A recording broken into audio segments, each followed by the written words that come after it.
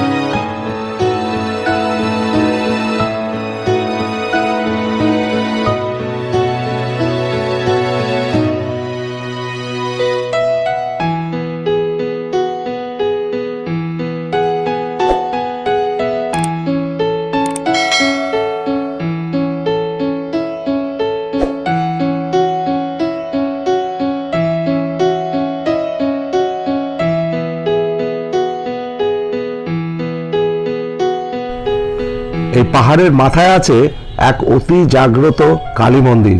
এখানে যদি আসেন অবশ্যই সেখানে পুজো দেবেন।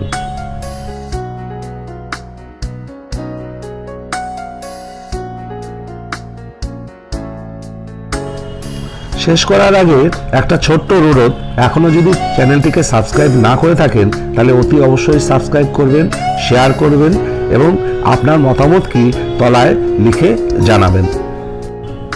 ভালো থাকবেন, ভালো রাখবেন। আবার কথা হবে পরের ভিডিওতে।